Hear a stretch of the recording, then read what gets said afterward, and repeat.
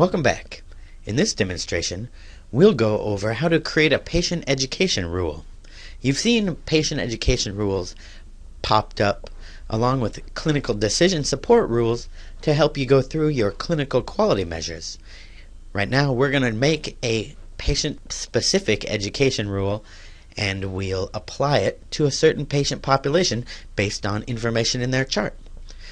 You know that the education rules come up on the notifications tab. Here are two acknowledged notifications for hypertension, blood pressure, and the electronic copy that's the clinical summary for the patient. So we'll go in and create a new rule. Let's go into Tools and then click on the tab Notification Rules. Here we go. Here are a lot of different notification rules. We're going to create a new one, so let's click New. So here we go. We have everything is blank.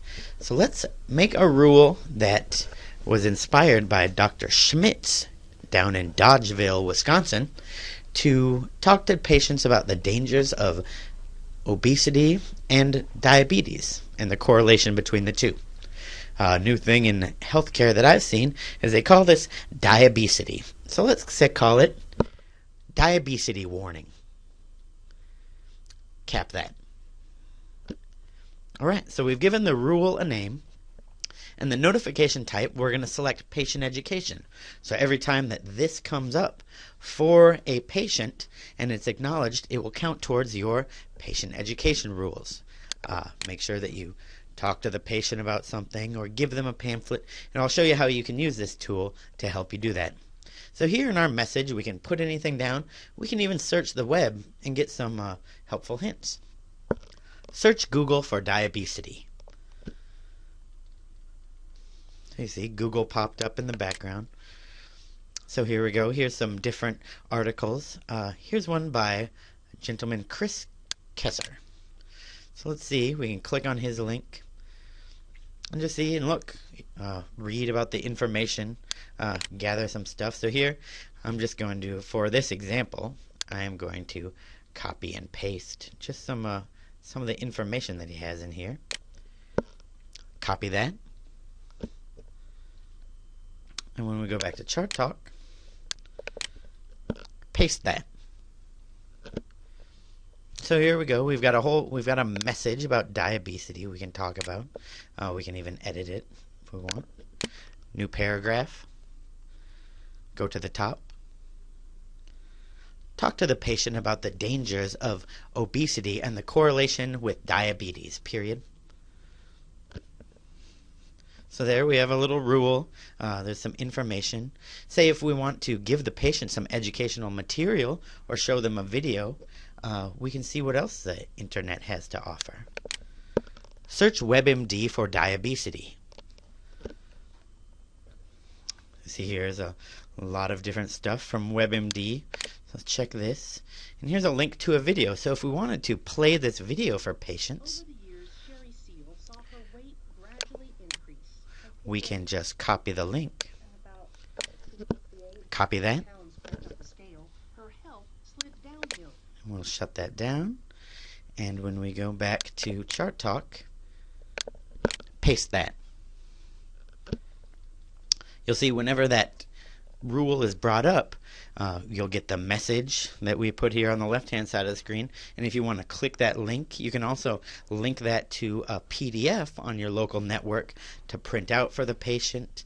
When you click this link, it'll launch and show them a video on the correlation of diabetes and obesity. Say if there's a code for what you're going to do, so if it's weight counseling, I think that's V65.4. So there is the weight counseling code. So when you click acknowledge this rule, it can write a procedural code action to that day's visits in the procedural code section. So there are a lot of different options here. And when you click save, you save the rule. So I've got my diabesity warning. Now we have to make the logic for the rule. So if we click Rule Builder, it'll launch into the familiar patient list screen. And let's say we want to talk to any patients who are greater than or equal to 18. All sexes, race, language, that doesn't matter. Diabesity affects everybody. So we'll go in here. There's no CPT codes. We want to signal this on BMI. So if we say we want BMIs greater than or equal to 30. So, very big. So here we go. And then we've got the report rule title. We're going to click that it's an education type rule. And everything else, we're not going to base it on any lab results, smoker, medications, allergies.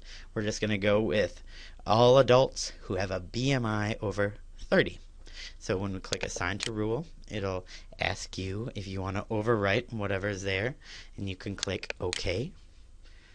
And it's assigned successfully. And then when we click Close, you'll see up top it says 12 new notifications added for patients. So when you go into those patients who fit the age range for the diabetes warning, you will be prompted with that education rule, and when you hit OK, you will, or acknowledge the button, you will be counted towards your patient education. So let's see, we'll go back to a patient. Let's see if we can find one. Let's see, Andrea Anderson, she's always in trouble. There, she has a diabetes warning.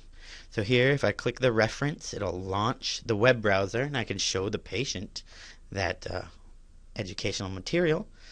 I can exclude them. Well, one good reason you'd want to exclude people from, say, like the adult weight screening is a pregnant lady. I wouldn't advise talking to them about being overweight. Otherwise, when you acknowledge that you talked to the patient, gave them this educational material, and when you acknowledge it, if you do have anything in that procedural code action, it will write that to the procedural codes for the day's events.